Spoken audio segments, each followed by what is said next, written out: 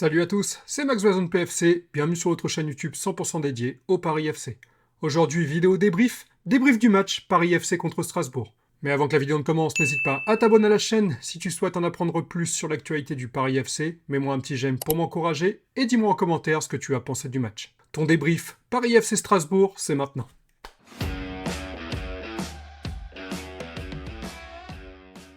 Je dois avouer que je suis un peu déçu après cette défaite, mais je suis ni triste ni en colère. Des fois on parle de défaites encourageantes, et je pense que la défaite d'aujourd'hui est dans ce cas-là. Le Paris FC a livré un très bon match, malgré cette défaite contre Strasbourg. Sur le papier, le Paris FC aurait dû être complètement dominé par cette équipe de Strasbourg, mais au vu du match, ça n'a pas du tout été le cas, au contraire, c'est plutôt le Paris FC qui a dominé Strasbourg. Grosse surprise pour moi aujourd'hui quand même. Strasbourg pourtant c'est l'une des équipes qui s'est le plus renforcée cet été, c'est une des équipes favorites pour les places européennes, mais le Paris FC a montré un très beau visage et a réussi à les mettre en grande difficulté. Le Paris FC a dominé, a eu beaucoup d'occasions, mais a vraiment manqué d'efficacité. Contrairement à Strasbourg, qui a eu très peu d'occasions et qui n'a pas eu besoin de beaucoup d'occasions pour mettre des buts. C'est vraiment ça qui est frustrant aujourd'hui, c'est que Strasbourg a eu vraiment très peu d'occasions, alors que le Paris FC en a eu quelques-unes, mais Strasbourg a été beaucoup plus efficace devant les buts. À l'issue de ce match, pour l'instant, le Paris FC est toujours 10e, en attendant la fin des matchs de cet après-midi, et Strasbourg remonte à la première place, ex-aequo avec Lyon et Paris. Vraiment, cette défaite d'aujourd'hui nous montre que le club n'est pas ici pour faire de la figuration, c'est un club promu, mais je pense que le Paris FC va poser de gros problèmes à certaines équipes en championnat cette saison. J'ai vraiment hâte de voir la suite du championnat. On va analyser ce match. Alors pour commencer, le Paris FC a complètement dominé le début du match. Dans les premières secondes, ils auraient pu marquer un but si le gardien n'avait pas réalisé une triple parade monstrueuse qui garde le score à 0-0. Dans cette première période, vraiment le Paris FC a dominé, a eu la possession de balle, et malgré quelques occasions, le Paris FC n'a pas su les concrétiser.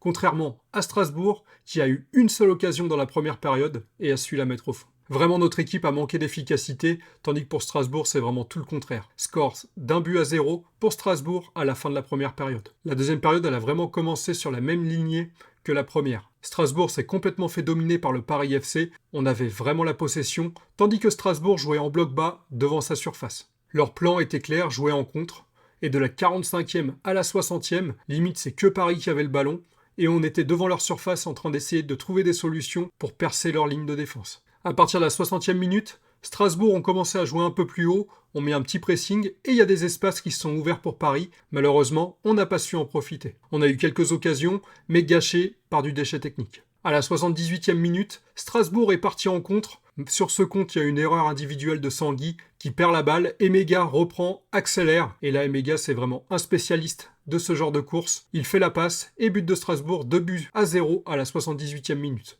À ce moment-là, le match semblait perdu pour Paris, mais Paris a continué de jouer et a vraiment essayé d'attaquer pour revenir dans le match. Et ça a vraiment payé car 3 minutes plus tard, Diko, qui est entré à la 69e minute, a marqué sur un superbe centre de Kebal. 2-1, le match était complètement relancé.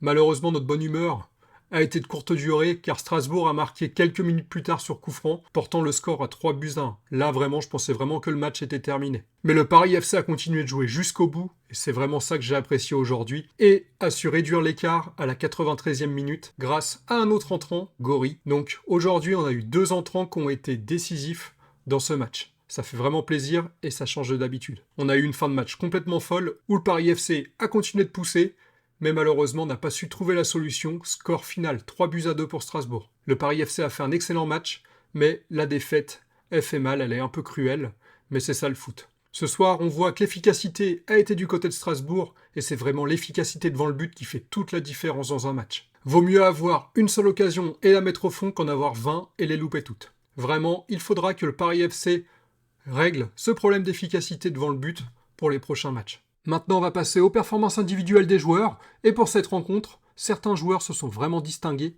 mais d'autres ont un petit peu déçu. Mon premier top pour moi, c'est Maxime Lopez. Il a touché un nombre incalculable de ballons et a été super important pour l'équipe. C'est vraiment un joueur qui est dans le cœur du jeu parisien, il a vraiment aidé sur la relance et la construction des occasions. C'est vraiment le joueur essentiel de notre équipe.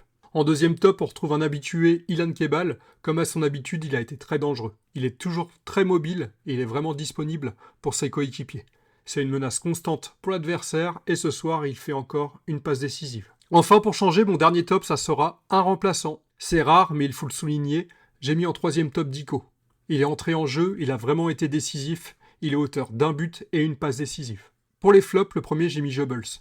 Il a touché très peu de ballons et n'a pas réussi à concrétiser les occasions qu'il a eues. Il a été remplacé à la mi-temps, visiblement touché à la cuisse. Pour le deuxième, j'ai mis Adama Kamara, même si c'est un joueur qu'on aime bien, qui se dépense vraiment beaucoup pour l'équipe.